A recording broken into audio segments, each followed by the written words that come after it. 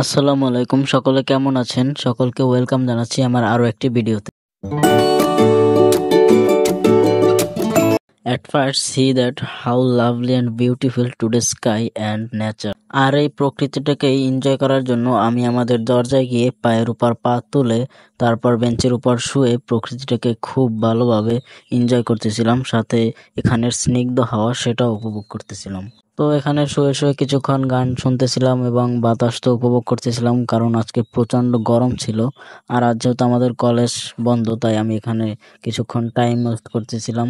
এরপর সেখান থেকে উঠে আমি যেতেছিলাম আমাদের পিছনের বাগানে, কারণ পিছনের বাগানে অনেকদিন হয়েছে যাই না, তাই সেখানের অবস্থা এবং আপনাদেরকে ঘুরিয়ে দেখানোর জন্য যেতেছিলাম পিছনের বাগানে। আর এটা হচ্ছে আমাদের বাড়ির পিছনের পুকুর, যেটা কিনা আমাকে মালদ্বীপের কোনো একটা সুইমিং পুলের মতো ফিল দেয়, কারণ এটার চারপাশে রয়েছে 3টি নারিকেল গাছ এবং পুকুরে রয়েছে অনেকগুলো নীলতিমি মাছ।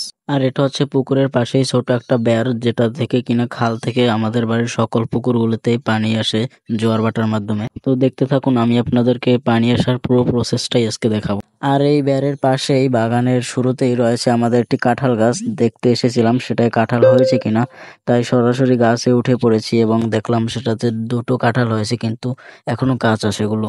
আমাদের বাগানের শেষ থেকে শুরু পর্যন্ত যা দেখতে পাবেন তার সবই হচ্ছে সুপারি গাছ, কারণ আপনারা হয়তো জানেন বরিশাল অঞ্চল সুপারি গাছের জন্য বিখ্যাত।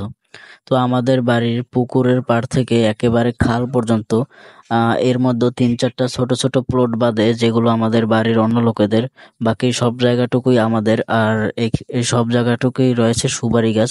আর আগে অন্যান্য গাছও ছিল, কিন্তু বর্তমানে সেগুলো কেটে ফেলা হয়েছে, শুধু সুপারি গাছ রাখা হয়েছে।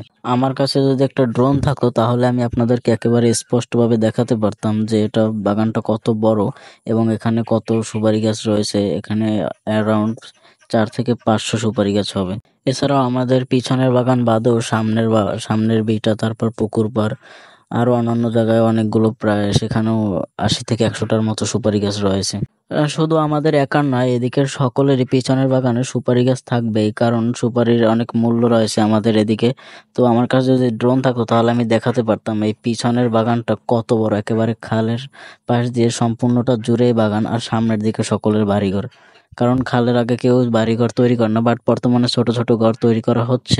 ইনশাল্লাহ ড্রোন হলে আমি আপনাদেরকে একেবারে সম্পূর্ণটা একদিন ঘুরিয়ে দেখাবো। তো আপনাদের সাথে কথা বলতে বলতে একেবারে বাগানের শেষ পর্যায়ে, মানে অবদায় চলে এসেছি। এইখানে বিশেষ করে অনেক ফল গাছ রয়েছে, যেমন কাঁঠাল গাছ, জাম গাছ, খেজুর গাছ, এছাড়াও কয়েকটি ডাব গাছও আছে।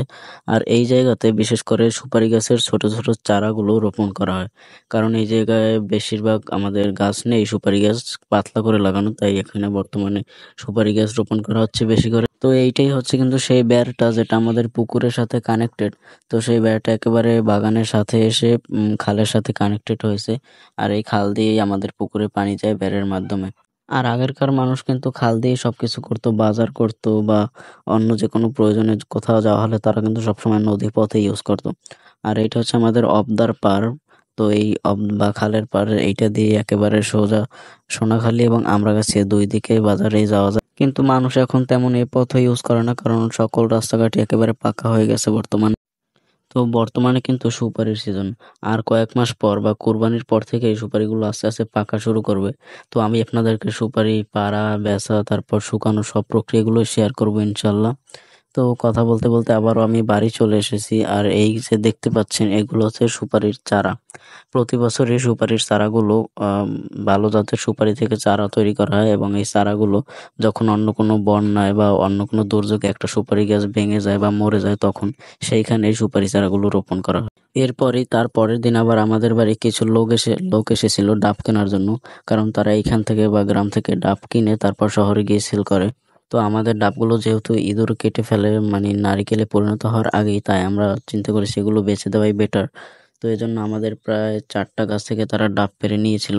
তো আমাদের পুকুর পাড়ের সেই গাছটা, অর্থাৎ মালদ্বীপের সেই কোকোনাট ট্রি থেকে কিন্তু সুইমিং পুলের কোকোনাট গুলো ফেলা হচ্ছিল, আর তারা সব ডাবগুলোই দড়ি বেঁধে তারপর নিচে নামাচ্ছিল যাতে করে ডাবগুলো নষ্ট না হয়ে যায় বা ফেটে না যায়। কিন্তু আমার কাছে খারাপ লাগে যে তারা আমাদের কাছ থেকে খুবই একটা চিপ রেটে ডাবগুলো ক্রয় করে নিয়ে তারা শহরে খুব হাই রেটে সেল করে। বাট তারাও কিন্তু হাই রেটে সেলটা পায় না, পায় যারা শহরে, যারা একেবারে মেন শহরে গিয়ে বিক্রি করে তারা পায়, আর দুর্ভোগে পড়ে যে শহরের মানুষগুলো। শুধু ডাব নয়, আমাদের এইখান থেকে বর্তমানে কিন্তু যেহেতু পানি তেল রয়েছে, তাই পানি তেলগুলো তারা এভাবে ক্রয় করে একটা চিপ রেটে কিনে নিয়ে তারপর শহরে গিয়ে হাই রেটে সেল করে।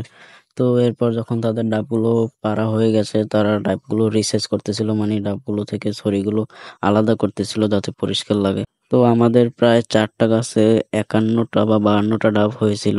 আরেকটা কথা বলি, বর্তমানে আমাদের দেশে ডেঙ্গুর প্রকোপ বাড়তেছে এবং এখন বর্ষার সিজন, তাই এই ডাবের খোসা, তারপর টায়ার, ফুলের টব, এগুলো যেখানে সেখানে ফেলে রাখা উচিত নয়, কারণ এগুলোতে পানি জমে তারপর এডিস মশা জন্ম হয়। কারণ এডিস মশা স্বচ্ছ পানিতে আনন্দে ডিম পেড়ে স্বাচ্ছন্দ্যে বংশ বিস্তার করে এবং সেগুলো কামড়ালে পরে আমাদেরই ডেঙ্গু হবে। তাই আমরা এগুলো বাড়ির আশেপাশ সবসময় পরিষ্কার রাখার চেষ্টা করব। তো আজকের ভিডিও এই পর্যন্তই। কেমন লেগেছে সবাই কমেন্টে জানাবেন। দেখা হবে অন্য কোনো ভিডিওতে। খোদা হাফেজ।